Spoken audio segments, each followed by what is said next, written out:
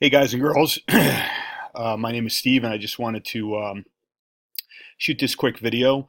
Welcome everybody. This is going on to the second week of this 6-week challenge. This is the first time we're actually going to add a cash prize at the end of it for the person that loses the most percentage body fat.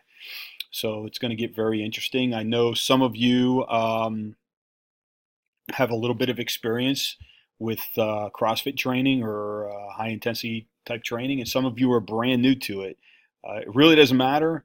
Honestly, sometimes being new is even better for us because sometimes there's bad habits that need to be broken. So we're very technical at coaching at our facility, and as you probably already are aware of that after you met our coaches, Kevin and Isaiah.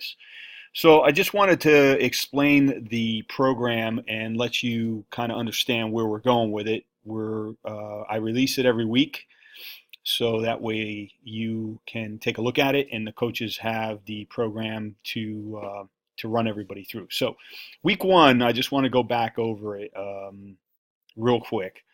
As you can see in the strength movements are the movements that the coaches are trying to cover, and they don't have a lot of time, so they're trying to cover the points of performance. Yeah, that's easy to say 20 times. The points of performance, and they want to make sure that you are either scaling, modifying, doing whatever it takes if you're having a problem going into some of the positions, because some of us have. It could be previous injuries, could be we haven't moved in a long time, so the joint angles are something we're not comfortable with. Like, for instance, a full squat or even pressing weight overhead. Some of us have a very difficult time with that. And Isaiah and Kevin are very good at that kind of stuff. We're good at spotting it because they are trained to make sure that if something is not working, they're not going to try to put a square peg in a round hole. So we may modify movements. In other words, like for example, if you can't press a dumbbell uh, overhead, or correction, if you can't press a barbell overhead because it takes a little bit of flexibility, obviously having two hands on a barbell pressing overhead, they'll take the barbell out of your hand and put dumbbells in your hand so it's a little easier, or kettlebells. So just an example of some of the things they're doing to try to get your body to acclimate to this type of exercise. You do not have to push yourself to the point where you're not going to be able to walk the next day, although I know the first couple weeks can be very challenging for a lot of us. So don't get disappointed. Stick to the program. Once you get through this next week, going into week 3, 4, you're going to feel a lot better. I'm never going to tell you it's going to get easier, because it's never going to get easier. It's going to get more manageable. You're going to kind of get an understanding of how hard you can push yourself. You're going to know your threshold, okay? And that's what this training is so good for, is because you get to learn a lot about your body, and your body starts to make a lot of metabolic changes. You'll start burning a lot of fat. You'll notice you may start sweating a little bit more even when you're not working out. We're getting that motor burning. So be patient. I know some of you may be a little frustrated, but I promise you, if you stick with the program, you'll never want to do any kind of training program again. Okay? I've heard it from hundreds, probably even thousands of members that we've trained over the last 10 years that they wish they found this program years ago. Okay? It is a absolute life change. Okay? And it's a lifestyle.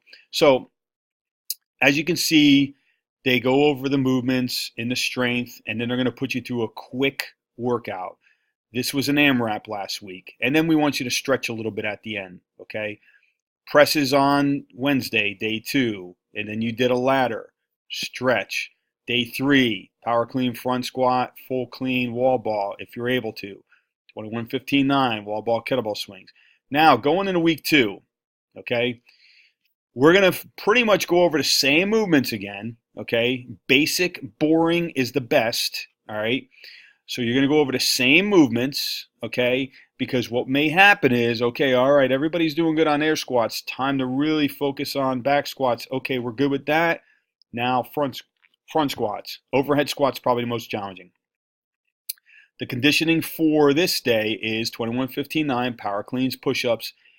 Everybody should be getting done with this around the same time. If somebody gets done with it in like 4 minutes, then they should have put more weight on the bar. Okay. Well, 4 minutes ain't. I'm just saying, like, if they get done with it in like 2 minutes, that's too early. If this is like maybe a 6-7 minute workout, then you're hitting the points of performance. You're kind of getting the response that we're looking for. Stretch, cool down, stretch always. Day 2, same thing. We're working on the pressing movements. They might go over some mobility. Middle day of the week, Wednesday, is usually a good cardio day. You'll see as time goes on, it'll get more challenging. This will turn into 40 minutes instead of 20 minutes. But a 20-minute AMRAP means 20 minutes, as many reps or rounds as possible. So you're just going to keep doing this for 20 minutes. You're going to do a 300-meter row. Get off the rower. 5 pull-ups or ring rows. Get back on the rower. 300-meter row. Get off the rower. 5 pull-ups or ring rows. Keep doing that for 20 minutes, as many rounds as possible. Then you got your stretch. Going into day 3, again, power clean, front squat, full clean, wall ball. Because what's going to happen is next week there's going to be a completely different set of movements. And then what will happen is the coaches will try to really focus on making sure everybody's up to par on some of the movements. And I'm going to tell you right now, some people may never be, because that's just the way they are anatomically. Okay, so instead of doing like a full snatch with a squat, you may do a split or a power, no problem. Okay, conditioning for day 3. This is going to be a fun one. So clock starts, 2 minutes. You're going to do 5 burpees, and if you have to modify this, because you only got 2 minutes, if you have to just do 1 burpee, that's fine. But 5 burpees.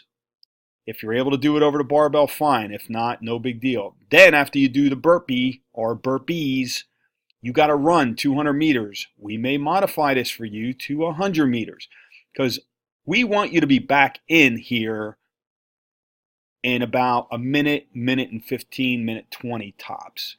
If you're running in the door and it's at 2 minutes, guess what? You got to run right back out, because we're going to repeat that 5 times. So in a perfect world, you're going to hit your 5 burpees. You're going to do a 200-meter run. You're going to come back. You're going to have about a minute, maybe 45 seconds left. And then you're going to do as many push press as possible with the bar, 65 or 45, or if they have to go lighter, that's fine. There's no rest in between. Once that 2-minute clock is up, guess what? Get back on the burpees and the run, and then max push press. Then you're going to stretch. All right, real quick. Like I said, my name's Steve. Want to introduce myself. Wanted to go over the training. Ladies and gentlemen, please stay engaged. Please stay on top of the nutrition. If you need anything from us, the coaches, myself, we are here for you. Reach out to me. Leave a message on this board. I will be more than happy to help you in any way I can. I can't wait to see all the great results. I hope everybody got their weigh in. They got their body fat test. And if possible, I'd love to see everybody do a before and after picture. Week 3, we're going to do another weigh-in and body fat test to see where you're at in case we need to make any adjustments. Your coaches are here for you. I'm here for you. Let's make this happen.